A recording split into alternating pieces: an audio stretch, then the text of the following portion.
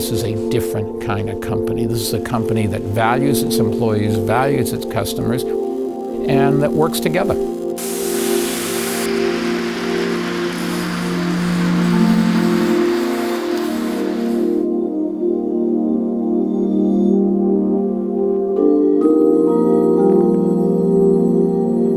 You want everybody to recognize these buildings and to say, oh yes, that's Bloomberg. There's something different. It's a showcase. It's a place where people will come, our customers, people that we would like to come to work for us. And it's a place for our employees to get together in an exciting environment and be proud of where they are. It's very important to London because it's the old financial center. It's the city of London. And it's a place that has 2,000 years of history.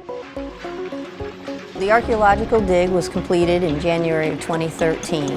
At that point, the foundations could be poured, and that was a very exciting period of the project because for the first time you could start to see the building, the new headquarters of the future. What we've set about to do, challenged by Bloomberg, is to completely rethink the office environments. The level of innovation and quality and finish is really special and unique, and it will reset the bar on office buildings in London.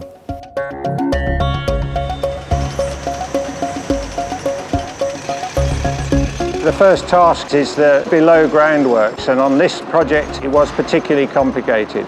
We're working over Victorian sewers. We have the London Underground, Sir Christopher Wren Church, and on top of that we were building the biggest foundations, the biggest piles that have been constructed in London, the deepest one being 70 metres.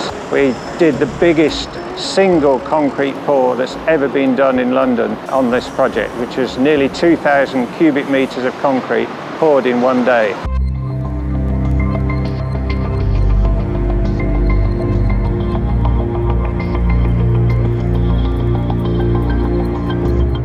Once the foundations were completed, that allowed the cores to go up, and that presented an incredible challenge for the architect and the engineer.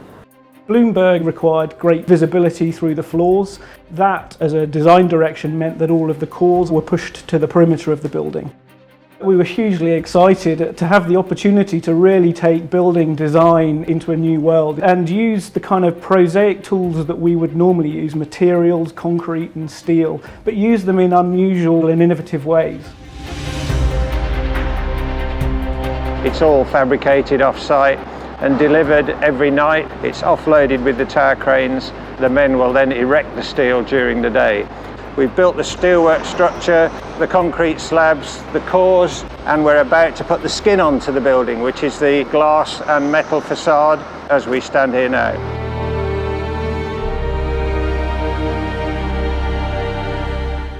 The facade is very expressive of its function. It's made up of two components, a structural stone frame, which is literally holding the building up, and a series of bronze inserts which are providing solar shading to the inner spaces. One of the things about the building is it's going to be very sustainable.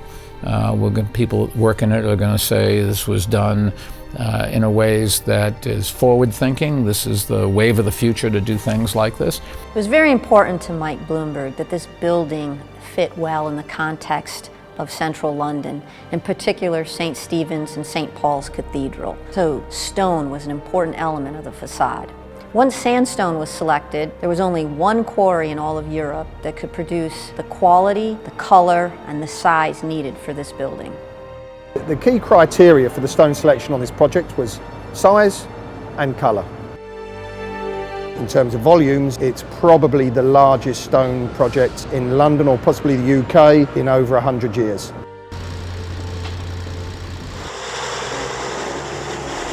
The bronze is coming from Japan, and they have some of the finest craftsmen in the world hand polishing this bronze to give it the finish that we're looking for on this building. One of the most specialized pieces of glass in the project is being made in China, and it's the serrated glass. Bloomberg is a global company, philosophy of excellence and innovation, and this building really reflects it. We had to go literally around the world to find the finest materials. The hundreds of people designing the building and the thousands of people building it, bringing all those people together, choreographing them in sync to make sure that the product and the building at the end of the day is a testament to everyone's efforts, that's a real challenge. This building, or buildings, are absolutely amazing.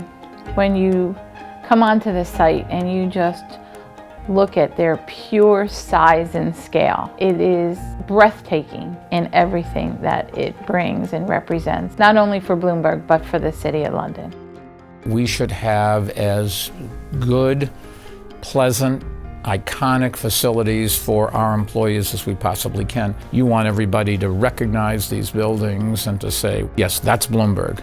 There's something different. I wish I worked at Bloomberg.